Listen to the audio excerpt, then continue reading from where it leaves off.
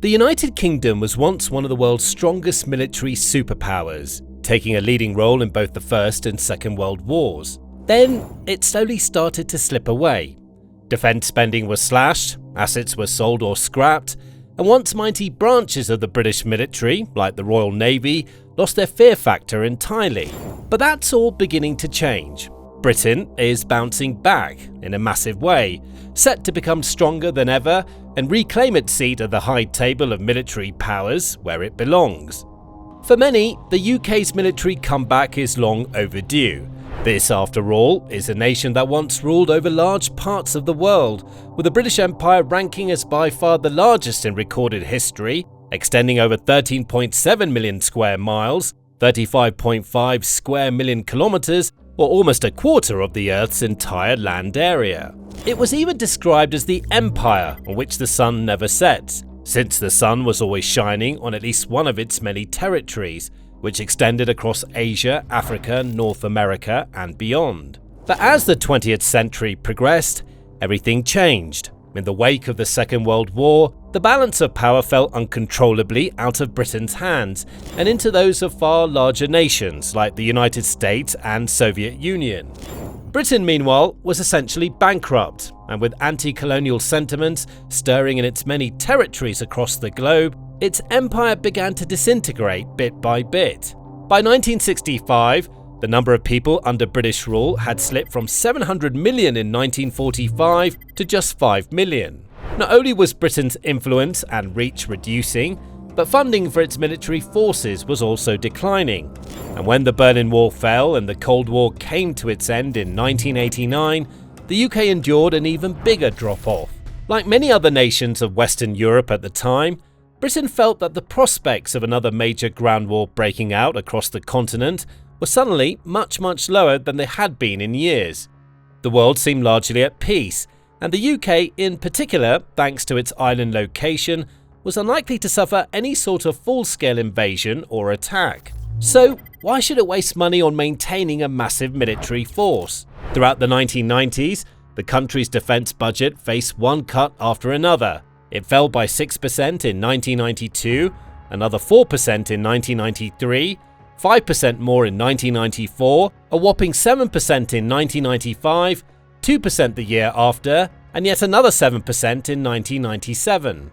Defence spending as a proportion of GDP dropped from 4.1% at the start of the decade to just 2.4% by its end, and the effects were felt far and wide throughout all branches of the British military, in what then Defence Secretary Tom King called the biggest cut in real terms that the country had seen in years. The British Army, for example, saw its numbers of active duty personnel decline to around 116,000, which was the lowest it had been since the 1800s, and many historic regiments were either cut or disbanded entirely. The British Army of the Rhine, for instance, saw its numbers drop from around 55,000 troops to just 25,000 by the late 1990s. The Royal Air Force, RAF, experienced similar reductions in scope and influence. Tornado fighter squadrons shrank, and the entire RAF fleet eventually slipped to just a third of the size that it was prior to the Cold War's end. Several aircraft were also put into early retirement, like the McDonnell Douglas F-4 Phantom II, which had been one of the top jets in the RAF's arsenal since the late 1960s. In the Royal Navy, the impact was arguably even larger. Numerous major and auxiliary parts of the force's fleet were reduced, with Britain's total tally of destroyers and frigates slipping from around 50 to just 31 by 2003, with only 26 of them deemed operational. Mine countermeasure forces were also slashed in size, and several of the country's submarines were also removed from service. Research and development also felt the full force of Britain's military decline, with numerous projects either shelved or cancelled altogether. The Nimrod AEW-3, for example, was a proposed airborne early warning AEW aircraft that was intended to provide the UK with airborne radar cover. It was scrapped in the late 80s. Planned avionics upgrades to aircraft like the Tornado were also scaled back, And Britain also pulled out of the European NFR-90 frigate programme, which was set to create a new frigate for use across NATO nations. As a result, the remaining forces that were left over were placed under additional stress due to reduced resources and manpower, while maintenance and training budgets also saw cuts, minimising Britain's military capabilities even further. Many of those capability gaps persisted for years to follow, and the country that had once ruled much of the known world became a shadow of its former self. As the years passed, the situation only worsened. Successive governments continued to cut defence spending, seeing the military as more of a side note or distraction than any sort of priority. Dozens of military bases closed, and even modest recruitment targets failed to be achieved as the 21st century continued, while assets continued to be scrapped or sold off and squadrons disbanded. And even when British forces were deployed around the world, they often did so with outdated equipment and a fraction of the fleets and assets they once had. All of a sudden, the UK had become a minor player on the global military stage, and even its closest allies like the United States had to stop and ask the question, would Britain ever be a relevant military force again? By 2016, the country's defence budget slipped below 2% of GDP, and it continued to decline in the 2 years after that. Resources were stretched increasingly thin, and the days of Britain as a military superpower appeared to have been confined to the history books. Then, things started to change. Not openly, but in secret, behind closed doors and in underground test sites. Britain began to plan for a whole new era of warfare, exploring exciting and innovative new ways to bring its military back from the depths of despair and into the 21st century at last. And this would be a revolution built on quality, not quantity. The UK had no plans to suddenly launch major recruitment drives or set lofty goals to triple the size of its army or tank fleet.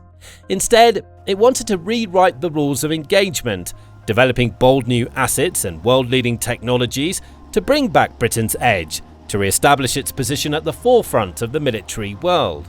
Thus, huge teams of scientists, coders and engineers got to work on a new project.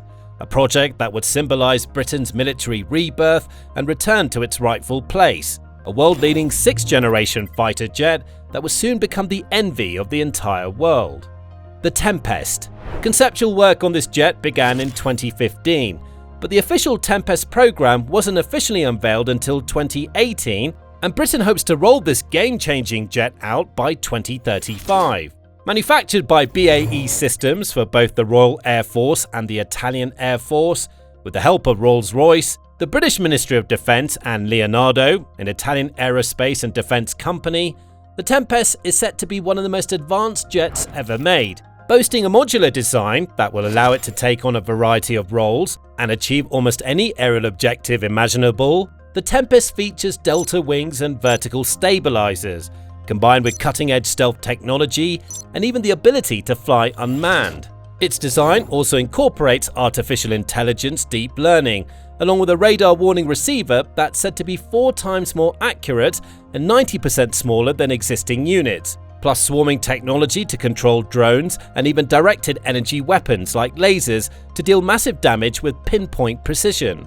Smarter, faster, and infinitely more advanced than any jet the UK has made in the past, the Tempest is the standard bearer of Britain's military comeback, with some of the world's best and brightest teams working to ensure that this project comes to fruition by the scheduled deadline. And when that happens, like a mighty phoenix rising from the ashes, Britain's Royal Air Force will rule the skies once again. But the UK isn't just intent on bringing back the glory days of its aerial forces. It wants to revolutionise and redefine every single branch of its military, with projects in place for both the Navy and Army as well. Bit by bit, the Royal Navy has slowly started to reverse its decline, with 2 new frigates set to join its fleet in the years ahead, the Type 26 and the Type 31. The Type 26, or City-class frigate, is a successor to the Type 23, which was introduced in the late 80s, designed for anti-submarine warfare missions, but also capable of air defence support and general-purpose operations. The Type 26 will be shared between the UK, Canada and Australia, but Britain has spearheaded the charge of its design and development. In the same way that the Tempest is set to rewrite the rules of aerial engagement, The Type 26 brings game-changing tools and technologies to the seas, with advanced sonar systems, vertical missile launchers, modular weapon bays, state-of-the-art decoys, and other exceptional innovations. The Type 31 goes even further. Costing in excess of £300 million or $396 million per unit, and powered by world-leading Rolls-Royce diesel engines and generators, this Inspiration-class ship is set to excel in every area, from speed and maneuverability to endurance, technology, situational awareness, electronic warfare, and firepower. Together, these two frigates embody a whole new era for the Royal Navy, one in which Britain will no longer be playing catch-up with the rest of the world, but will instead lead the way with its own domestic ships serving as shining examples for other military forces to follow and learn from.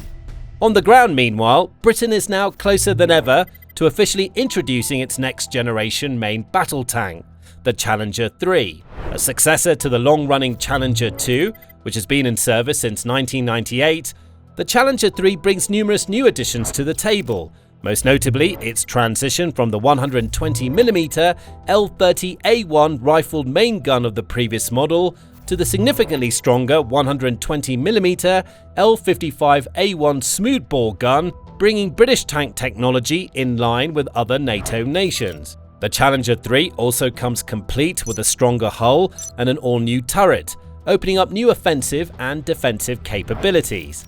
Capable of firing the latest kinetic energy armor-piercing rounds, as well as programmable airburst and multi-purpose ammunition, the Challenger 3 will be more lethal, versatile, and effective than any tank Britain has fielded in the past. It also boasts improved survivability thanks to active protection system, APS technology, and tougher armor, combined with a completely modernized fire control and sensor suite light years beyond anything seen in the Challenger 2. And Britain isn't stopping there. It's not merely bolstering its military branches with all new assets, but also pushing the very boundaries of military innovation, creating futuristic, almost science fiction style systems that many thought to be impossible. Systems like Dragonfire. Imagine a laser capable of firing with such intensity and precision that it can bring drones and missiles spiraling from the sky in the blink of an eye, at a tiny fraction of the cost of interceptor missiles and other air defenses. It sounds too good to be true, but Britain made it possible. In 2024, its Defence Ministry announced successful tests of the Dragonfire system, revealing the extraordinary efficiency and accuracy of this next-level system. Dragonfire exploits UK technology to be able to deliver high-power laser over long ranges. The precision required is equivalent to hitting a £1 coin from a kilometre away. Laser-directed energy weapons can engage targets at the speed of light and use an intense beam of light to cut through the target, leading to structural failure or more impactful results if the warhead is targeted. Firing it for 10 seconds is the cost equivalent of using a regular heater for just an hour. Therefore, it has the potential to be a long-term, low-cost alternative to certain tasks missiles currently carry out. The cost of operating the laser is typically less than £10, $13 per shot. With innovations like this, Britain isn't merely catching up with other major military nations, it's surpassing them. It's redefining what warfare is, leading the way into an entirely new era of lasers and directed energy weaponry. At the same time, the UK knows that it's no longer an imperial force. It's a country 40 times smaller than the United States, and while it still has the 6th strongest economy on the planet, it doesn't have the vast global reach and resources it once did. In today's world, no country can cope alone, and today's Britain understands the enormous importance of strong and stable military alliances. That's why in 2021, it joined the AUKUS partnership with the United States and Australia, forming one prong of a powerful trident of military strength and intelligence. One of the big benefits of being in this alliance is that the UK will be able to benefit from American nuclear submarine technology to build a new next-generation sub that will help its Royal Navy become even stronger and project power far and wide across the world. It also strengthens ties with two important allies, while serving as a symbolic reminder of Britain's re-emergence onto the military stage. Recent years have also seen Britain set up a major military base, Camp Viking in Norway, giving the country a strong military presence along NATO's northern frontier, as well as signing new defence deals with Japan and establishing rotational presences in strategic locations around the globe. Bit by bit, Britain has transformed from near irrelevance into one of the most active, visible and innovative forces on the planet, and it's not slowing down anytime soon. Recent years have seen defence spending start to rise once more, with the UK setting ambitious but achievable goals of over 4% GDP defence spending by 2027 and 5% by 2035. The country also established a brand new defence and intelligence agency, the National Cyber Force (NCF), intended to ensure that the UK is ready to defend against cyber attacks and digital espionage, as well as being able to deploy virtual attacks of its own, bringing Britain well and truly into the modern age, where hacking and cyber warfare play increasingly important and powerful roles both on the battlefield and beyond.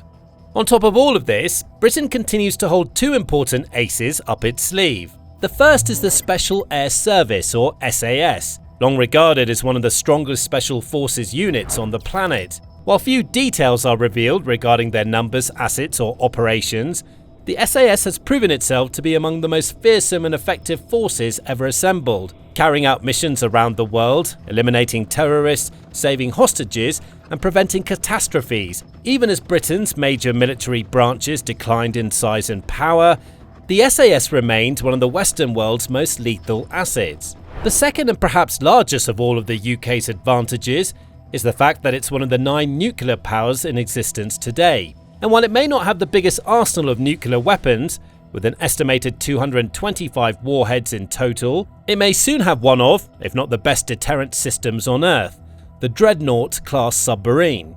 Set to replace the Vanguard class in the early 2030s, the Dreadnought is a next-generation ballistic missile submarine like no other, breaching the boundaries of stealth and survivability, and powered by groundbreaking technologies like quantum navigation and AI decision systems. These new subs have the power to operate almost invisibly, remaining utterly undetectable for months at a time, and ensuring that Britain will continue to operate an ongoing at-sea deterrent for decades to come.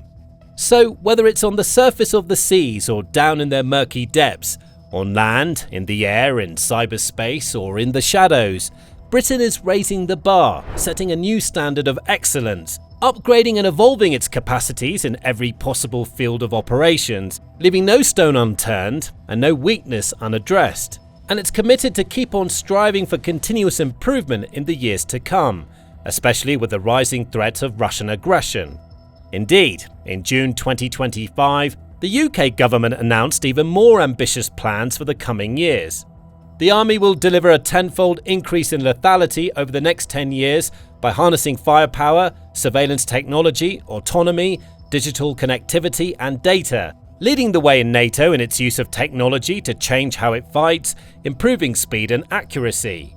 The government's report went on to note that the Royal Navy will ramp up work and production of new drone systems to adapt to changing warfare conditions, with at least 10% of the Ministry of Defence budget set to be spent on drones and novel technologies. This shows that Britain has been paying close attention to events in Ukraine and is learning the lessons of that war, preparing itself for future conflicts in which drone swarms are likely to play increasing important roles. The report also spoke of the UK taking a leading role in the NATO alliance, with strengthened nuclear, new tech and updated conventional capabilities, before going on to discuss new hybrid fleet plans for the Royal Navy and numerous other exciting additions for the remainder of the 2020s and beyond. This is no longer the meek, background Britain the world saw throughout the 1990s and into the 21st century, an increasingly fractured and disparate force lacking the fire and strength that once made it great. Nor is it the imperial force of past eras, relying on its sprawling web of resources to project power worldwide. This is a new Britain, cutting edge, forward-thinking, hyper-connected, ready for whatever its enemies have to throw its way, and not just gaining ground on its closest allies, but moving ahead of them in terms of preparedness, technology, and the rapidity of its responses. And the United Kingdom isn't the only European nation making massive improvements to its military forces in order to strengthen its defences and prepare for a possible conflict on the continent. You can watch this video to see how Poland is leading the way in NATO defense spending and buying up some of the very best military hardware on the market. Or check out this breakdown of how Germany is rewriting how to build an army capable of taking on Russia in the next few years. And finally, make sure to subscribe to our channel too, for more insights, analysis, and breaking military news you won't want to miss.